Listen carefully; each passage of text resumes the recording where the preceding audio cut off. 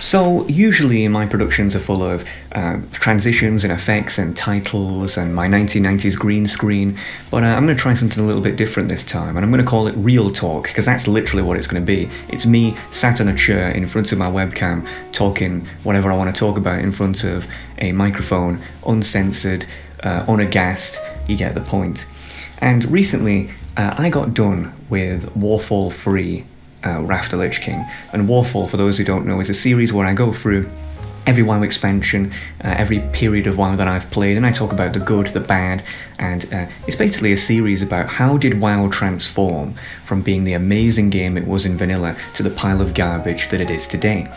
And I do it bit by bit and show how the game didn't die suddenly, because people always like to make out that, oh, Cataclysm killed WoW or WoD killed WoW, and it's like, no, these expansions damaged it, but WoW was dying very slowly bit by bit, and that's what the series is all about. The problem is, though, is that every single time I make something about World of Warcraft, such as Warfall, I'm always very, very frustrated, and I'm always very angry, and I'm not like that when I make anything else. Like if I make something on, I don't know, Mean Bean Machine, for example, I'm usually quite happy about it, right? Like if I'm making like some review about an indie game or whatever like that, I'm happy making that. But it's only when I make things about WoW do I get angry about it. And it got me asking, why is it that I feel so negative? And it's not just like sadness or anger, it's like a burning hatred when I think of WoW, which was something that used to make me so happy. Why is that? And it's not just me, it's the so-called WoW community at large. And I say community because I think it's quite a funny term, really, isn't it? Community. It makes me think of back in the 1980s, the British Labour Party, which is our left-wing party, would say to the then Prime Minister, Margaret Thatcher, you don't care about people, you don't care about society. And she turned around and said, there's no such thing as society. And I always thought that was quite a profound thing to say, because as much as I disagree with Margaret Thatcher for obvious reasons, she was quite right in a way. This idea of community and society is very strange, because what really is a community? It's just a bunch of individuals, isn't it, really? And a community is this odd abstract idea that you can take all of these individuals, many millions of them or hundreds of thousands of them or whatever, and you can sort of personify them into one being, and that being is the representation of the average of the individuals. And if you were to take every WoW player and merge them into one personified being, an avatar of the WoW community at large, that being would be a very sad, very angry individual, like the kind of person who has veins throbbing out of their head. That's how pissed they are. And why? Why is it? Because, you know, I've played many games throughout my life, and if I get bored with a game, I just stop playing it, right? But WoW is like an exception. It's like even when people are furious with WoW, even when people are sick of it and tired of it, and it makes them sad and angry, they just keep playing. And it's very unusual, because you just think, why? WoW is such an unusual game, and MMOs in general are such an unusual game, because if you've never played one, people won't take it seriously. There's an old quote that's been around since like 2005 or whatever, and it's that WoW is not a game, it's a lifestyle. And people say that as a joke, but it's absolutely true, because, you know, WoW is not a game, right? A game is like, I've got some games here, let me have a look. Oh, look at this. I got look, Red Dead Redemption 2, right? That's a game. I played this for like 2 weeks and I completed it. It was really good, and then I put it down, and then I never played it again. You know, what other games have we got here? We've got this one, Horizon Zero Dawn. Great game. Played it again for about a week or so, put it down, didn't play it again. Right? Absolutely fantastic game. And I'd be here all day if I showed you my game collection. I don't know if you've seen it, but yeah, but you get the point. Like a game, you play it, you consume it, right? You're done with it. WoW, you don't do that, right? Because WoW doesn't end. It's designed not to end. As soon as you can try, right? You can try and get every piece of gear in the game and every title and every mount and every pet or whatever. It'd probably take half your life to do it, but you could do it. But just before you're about to do it, guess what? Blizzard releases a new patch, a new expansion, and they add more things for you to get. Everyone knows this. Everyone knows MMOs don't end. WoW is a game that doesn't end. I mean, though on paper it is technically possible for you to get everything in the game. I'm pretty sure some people have by account sharing and that kind of thing. But it's unless you have all the time in the world, it's even if you did, it would be almost impossible. Almost like that. Everyone knows that. As a result, WoW it is almost like a second life, right? A sort of simulation. I don't mean it simulates reality, because obviously it doesn't, right? Because, last time I looked out my window 2 years ago, or whatever it's been, I didn't see dragons out there in the sky, right? At times I wish I did, but you know what I'm saying, there isn't. It's not, I don't mean it simulates a life. What I mean is that it simulates many of the psychological aspects of life, and it does so extremely well. I put it down to 3 things: community, reward, and fairness. That's the 3 things that make WoW so great. Community, let's start with that. WoW is a game that was very much almost like a paradise for the social rejects of society. Now, that's not to say that if you played WoW then you must be a social reject, and that's not what I'm saying. We all know that's not true. But if you were someone who was socially awkward in reality, or someone who you were made fun of because, I don't know, you were ugly or you weren't charismatic or whatever, well, in WoW you could have your character which served as an avatar of your personality, and therefore you could sort of avoid the preconceived notions that people would have about you in reality, and the only thing that's on show is your raw persona. And I think that appeals to a lot of people in reality who can't do that. And so WoW kind of became a sort of central community for the rejects of society, the nerds. It provided a place for people to be, to experience life without actually participating in life in reality, if that makes sense. And reward. Again, WoW simulates reward. We've all been there in the game where you've done a raid, right, and then you kill the boss and you're like, oh man, that felt awesome. Or you're in PvP, you get to a certain rating and you're cracking your fingers like, oh man, I'm the best. You get a piece of gear, you get a mount, right, transmog, whatever, right? Like, WoW can feel very, very rewarding, and the dopamine release it releases is real. In reality, when you play WoW, what are you doing? You're just sat in front of a keyboard smashing keys, right? That's all you're really doing. You're not actually doing anything. But of course it's not that simple, is it? Because when you're playing the game for real, it does feel real. It does feel like you're actually doing something, like you're actually achieving something. And fairness, again, real life isn't fair, is it? Some of us are, everyone when they're brought into the world, we have a hand, right? Some of us are born into poor countries. Some of us are born into rich countries. Some of us are born into bad families, some good, right? I mean, hey, it's like you've got some people who are members of a royal family, right? And they get everything handed to them on a golden platter, and they live like literally kings, I guess, for the rest of their lives. And then you've got some people who are North Korean. It's like you're just given, a hand, and you just have to try to do, to make the best of what you possibly can from that hand. But WoW isn't like that, or it wasn't like that.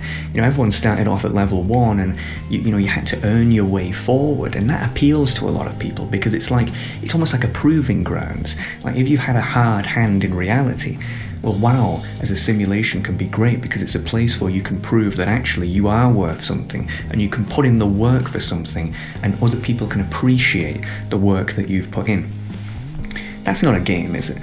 Right? In what other universe have you ever talked about a game in that regard? It's not a game. I mean, it is a game, right? And it can be a game for some people, but for a lot of people it becomes a lifestyle, a second life. Not for everyone, right? For a lot of people, it can be a healthy sort of experience, like on the side, like where you just play it when you're back from work or education or whatever. But for a lot of people, it does just become, it overtakes things, and it becomes their life. And that's really what I want to talk about today. It's that WoW, in its early eras, so vanilla TBC, it was a game that revolved around those 3 design principles: community, reward, and fairness, and it did it very well. But with each expansion, as my Warfare series shows, things got chipped away bit by bit by bit. And the reason for this is because WoW has always had 2 types of players. And a wise man said it best in the mid-2000s. You're either a pro or you're a noob. And that's essentially the two types of WoW players: the casuals and the people who take it seriously. MMOs are, by their very nature, a hardcore genre. It's not like playing Minecraft or something like that, right? Like, it's a hardcore genre. It's, as I said, they never end, right? You have to put in tons of hours. I mean, WoW, most games on Steam, they measure them in hours. WoW, you measure it in days. It's a hardcore genre. It's not for casual people. But casual people can often find themselves joining the game, and they want to take it more seriously, but they don't have the time. Or people who were once pros, right? Who, when they were younger, they had a lot of time, but then they get a job or a family, and then they lose that time. And what ends up happening is that these people, the noobs, they kept requesting Blizzard to make the game easier and easier accessible, and it got to the point where the game became so accessible and so easy in many ways that the game lost its reward to the pros. And this happened slowly over many periods.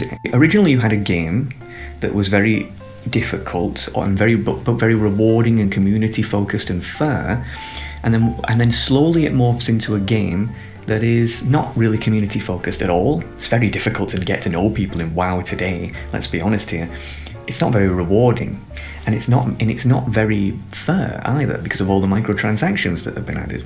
What's ended up happening with WoW is, over time, the average player has realised, okay, this game's going downhill, I'm gonna leave, right? Like, and these aren't the people who made WoW their life. These are the people who played it on the side, right? Like, the serious players, but it wasn't their life, they've all left, and they've left for many years.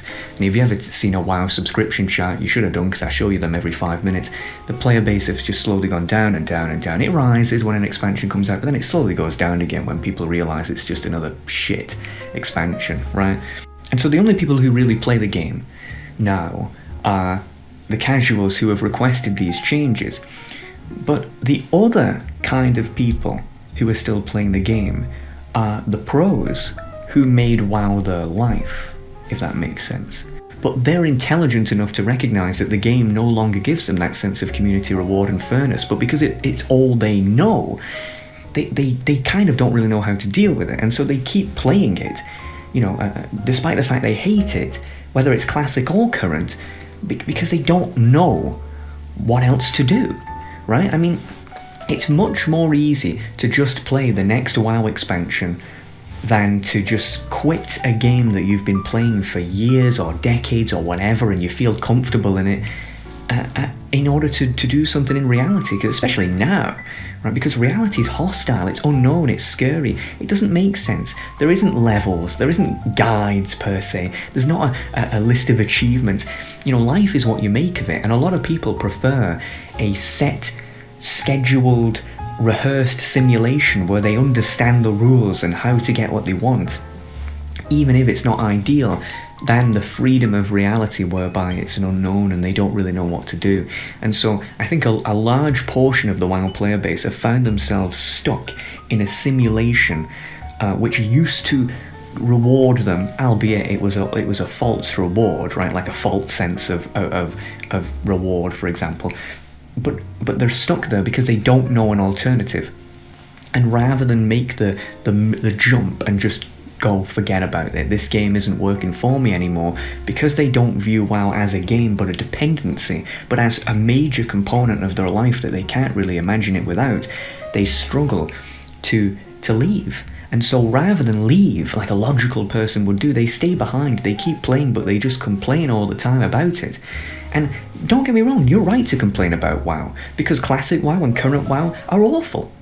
Blizzard's a terrible company. Activision's terrible. Let's call it for what it is. The developers, I think, personally, don't have a clue what they're doing. They do what the dollar wants them to do.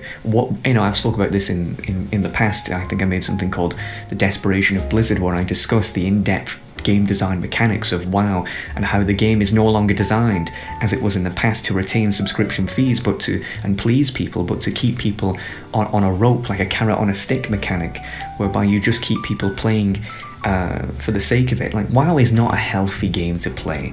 There's an argument to be made it never was, but in the past, hell, at least it gave you something.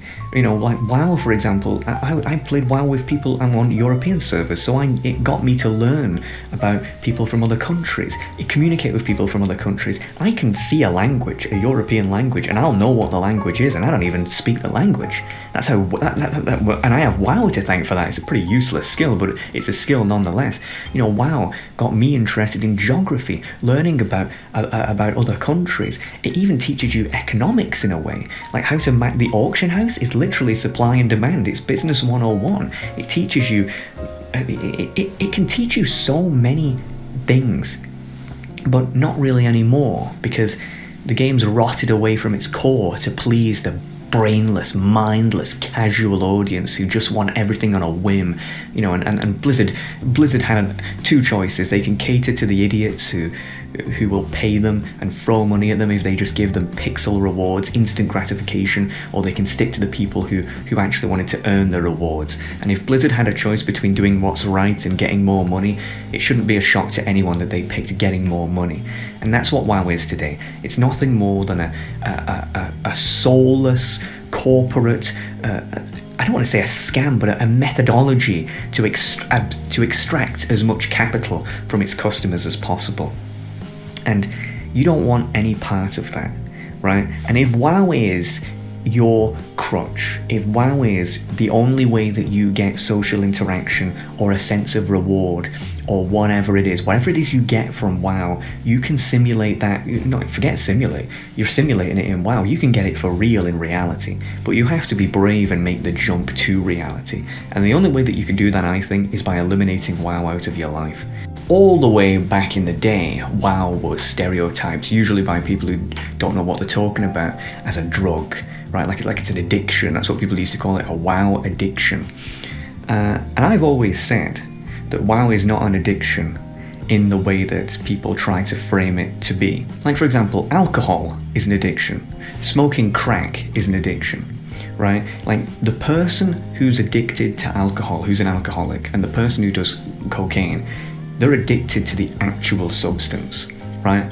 Like, if you have someone who's an alcoholic and you try and get them off beer, and you go full cold turkey when they're an alcoholic and they drink every day, they can actually die from that, right? Like, their body craves the beer so much that it becomes an expectancy.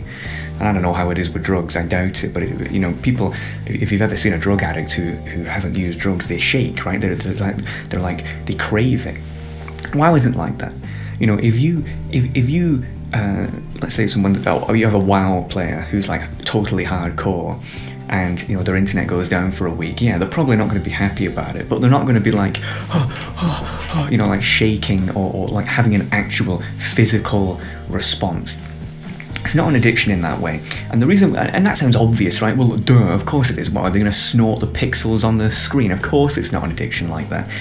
But the way that people talk about WoW is they talk about it as if WoW is the problem, right? Like, WoW itself is the issue.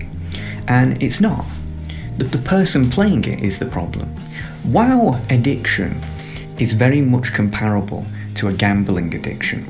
Right? For example, when a gambler goes into a casino with their weekly paycheck that their wife doesn't know about, right? And they put it all in the slot machine and they press the lever and they're watching, their eyes are like wide open and they're watching the fruits go down, hoping that they get a 777. When they're doing that, it's not because when they touch the lever of the slot machine, you know, the particles of the handle start to engross the hand and pheromones are released and no, you know, they're not addicted to the slot machine itself. They're addicted to the chemical reaction, the response, the dopamine release that the slot machine gives them. That's what gambling's all about. And WoW is very similar in that regard. People aren't addicted to the piece of software itself. That's impossible, because software is not a physical entity you can consume, right?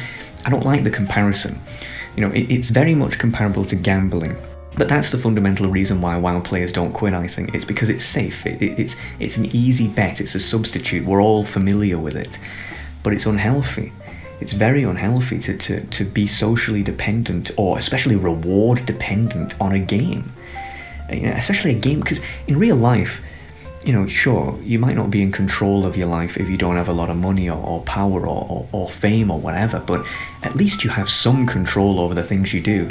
If you don't like the rules of WoW, you have no control, right? Like, you can't, you get what Blizzard gives you, and if you don't like it, that's it. Tough. I don't know, I'm waffling on a bit, but the fundamental point I'm trying to make is I think the reason why people don't quit WoW is because people feel a dependency to it, an emotional dependency, a reward dependency, a community dependency, and they can't imagine the things that WoW gives them that they could get from reality when they could, but they have to be brave and make the jump. And my advice to anyone who is frustrated with WoW and is sick of it and it makes them angry and sad is, why play a game that makes you angry and sad? Because at the end of the day, that's all WoW is. It's just pixels on a screen, it's just systems, it's just accounts.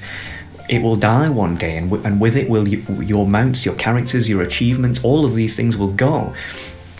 Games are meant to be enjoyed in the present. It's not meant to be like a dependency. I mean, and if you treat it like a dependency, it's like there's an achievement in WoW called win 1,000 pet battles. Like, who the hell wants to win 1,000 pet battles? A lunatic, that's who. Right? The only person who would get that achievement is someone who views WoW as a dependency, and they think that, oh, if I get this achievement, then that means my status in the game will go up. No, it won't. It just means you're a loser, right? It's like, the point I'm trying to make is, just quit the bloody game. Seriously, just quit. Because anything you can get from WoW, anything you're getting from WoW, you'll get in reality if you try. It really is as simple as that. And there's no point playing a game that you have no control over, even if you know better than the developers themselves, if you have no power over it. What's the point of getting worked up and angry and with a game that you have no power over? And not only that, but let's be honest, why would you want to spend time with other people who are just as frustrated as you are, and people who are idiots, like the casual players are, the credit card swipers? Why would you want to spend your time around these people? They're the bottom feeders of society. They're the lowest scum of the earth. They're crony capitalists. These are the people who don't care about art. All they care about is instant gratification, money, money, money. Fuck them. Why would you want to spend your time around these people? So I can't believe I'm really saying this, but especially considering I'm me. So I guess in the end, the ultimate advice that can be given to WoW players is exactly what people have been saying all along, which is get a life.